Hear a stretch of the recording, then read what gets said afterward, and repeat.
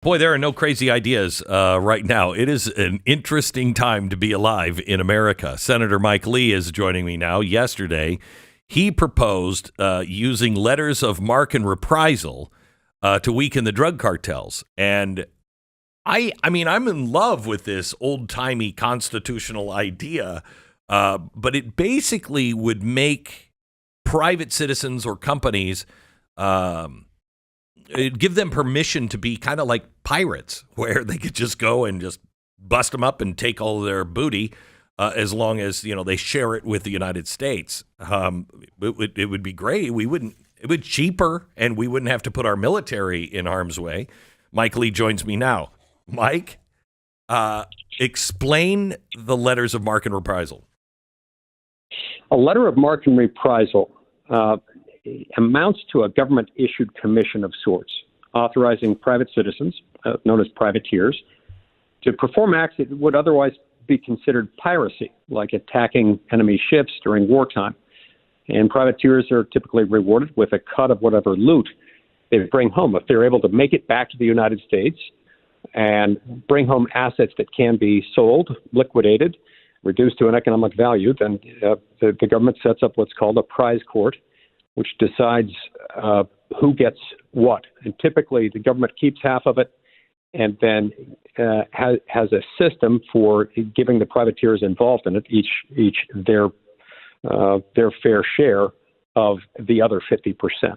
So these guys, let's say Eric Prince, for centuries. Eric Prince loves this idea. He was like, I'm all in.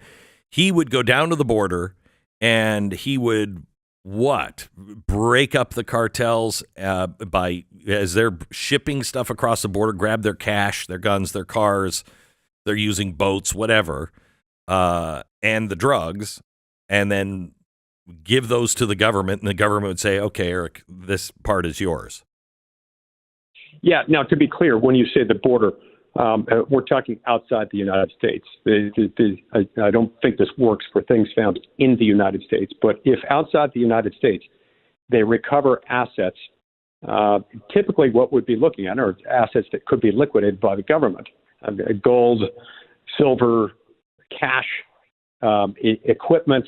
If they can bring those things back into the United States, and they can then be sold. Now, that also raises the question of the drugs. Obviously, we're not going to allow those to be sold. And so you'd either have to exclude those, or the government would just have to go out of pocket to reward them for bringing that back in. And that's one of the things that would have to be discussed. This is a tool that hasn't been used by the United States for a long time, but it's a tool that harnesses, self-interest. It harnesses what people could gain by this in a way that could really be advantageous to the United States. Boy, I got to tell you, I love this idea. Donald Trump Jr. loves this idea, but it does seem like something that Mexico would hate. Sure. I mean, it depends on who you're talking about within Mexico. Hardworking individual Mexican citizens who have lived under the tyranny of these cartels, who have been affected by the violence that is rampant throughout the country and sponsored by the cartels. A lot of them would perhaps not have much of an objection, if any objection at all, because they want to be free of this stuff. But yeah, I can imagine that the Mexican government might have feelings about it. But this is different. This is different in the sense that it's not the United States undertaking any kind of an effort to have a military presence in Mexico, which would, of course, be unacceptable to Mexico. This is about private citizens going out and trying to seize assets of these terror organizations, of this international criminal enterprise, bring it back to the United States with the understanding that they'll be entitled to a cut of about half of it once they get back.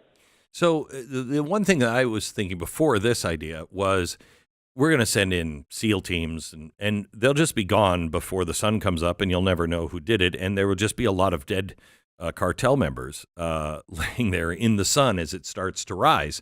And, Mexico will hate that. But as long as we're gone in the morning, I mean, we've deemed them a terrorist organization. Don't we have the right to do that? Once that happens, you can imagine there might be circumstances in which that would occur. But again, a letter of marque and reprisal allows us to avoid doing that. That creates an additional set of difficulties for us that we wouldn't face if we were authorizing privateers to do that. These are matters of degree, of course, but it would be foolish of us to assume that our only option involves sending in the Marines, so to speak. U.S. boots on the ground has a very different feel than privateers going in and doing something on their own.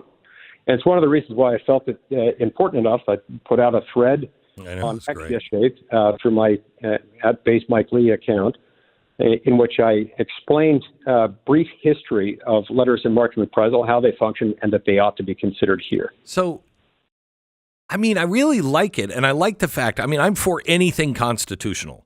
Anything extra constitutional, I'm against. But this is literally in the Constitution that you can do this. But it seems old-timey. You know, does anybody do this anymore? No, and the United States hasn't done it, arguably in over 100 years. In a couple of 100 years. Yeah. So, but the focus of this would be something that I think may well be perfectly suited for our time and for this situation, where you focus on disrupting supply lines, capturing high-value targets, we're seizing assets like boats, vehicles, cash, gold, equipment used in criminal activities. Because we all know, private entities and individuals can operate with a degree of agility that you can't replicate in government, right? Allowing them to adapt quite quickly to the tactics of the cartels and to match those. But what would other countries say? I mean, is anybody using this kind of stuff anymore? I mean, it used to happen when there were pirates. With the black flag with the bones on it. Does anybody use anything like this anymore? What would they say if we started? I don't really care, but what would they say? Not aware of any country using them right now, and I'm sure there are countries that would say, "Oh, this violates this or that principle of international law, either of some treaty that we haven't ratified, or of what they refer to as customary international law," which is a fancy way of saying people don't do this anymore. And so, therefore, it violates international law. But all of that is beside the point if it is within our authority to do this. And if we haven't forsworn the authority through some treaty that we've ratified, which I'm quite certain we have not. And so that's why this is a tool that we shouldn't take off the table. And it's an idea whose time may well have come. We haven't used it in a long time.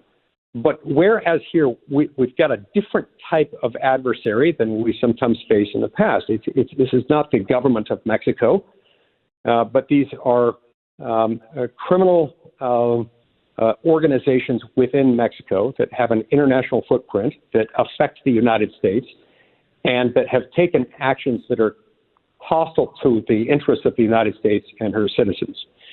So in this circumstance, it would be irresponsible of us not to consider it. And I think we ought to explore this and perhaps issue some letters of marque and reprisal.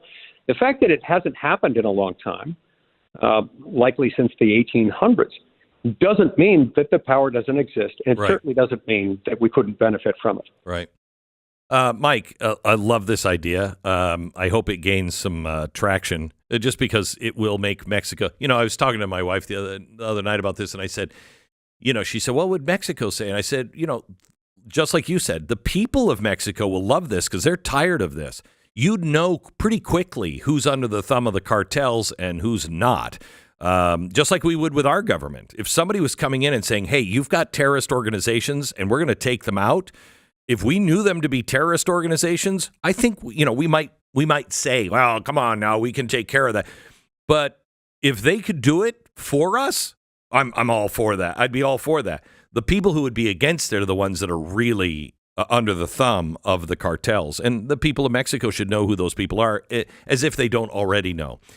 Mike, one last thing. How do you think RFK is going to fare in the Senate? Look, he faces a tough fight.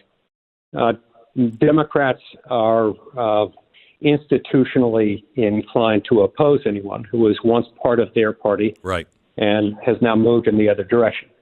Particularly someone with as prominent a name as RFK Jr. has, and particularly someone who has shown a degree of contempt for the deep state, for the administrative state, for things that have gone wrong. And so we're going to have to rely on, my hope is that we can pick up some Democratic votes. You're for we him? Have to assume that we won't be able to, and that we need to be ready to produce enough Republicans to make sure that he gets through, just as we did with Pete Hegseth. I think it will be a tight vote there. I do think he'll get through, but it's by no means certain, and that's why we've got to line up behind him to support him. And you're for him? Oh, 100%. Had a great meeting with him the other day, and I think he brings to the table an innovative approach with a fresh set of eyes that can see that we've created a lot of problems through our own government. The very department that he's been asked to head as the Secretary of Health and Human Services has been a big part of the problem. He recognizes that. That's exactly why we need him in there. And our other nominees, is Kash Patel going to get through? Yeah. Okay. So similarly to what we face with RFK, with Kash Patel, and also with Tulsi Gabbard, we're going to have to confront both of those with the expectation that we may not get a single Democratic vote. And so that's why Republicans are so important. Remember, it's unusual for an incoming president to not have his top-level picks supported by pretty much every member of the president's own party in confirmation votes.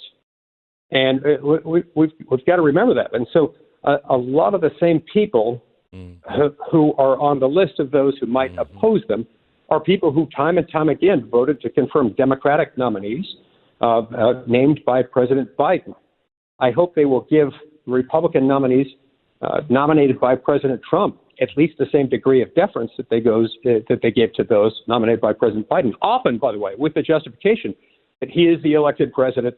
We can't run the world as if our guy were president. Well, if that's the case, it should be the case here. Well, that's a nice way of saying what I believe, which is vote these weasels out if they fail to support the president. We have one shot at this, and so far, Donald Trump and those who are supporting him are doing amazing things in the first week. Things that I never thought I would see, and I for one am excited about it. Mike, thank you very much. Appreciate it. Thank you so much. Great to be with you, Senator Mike Lee.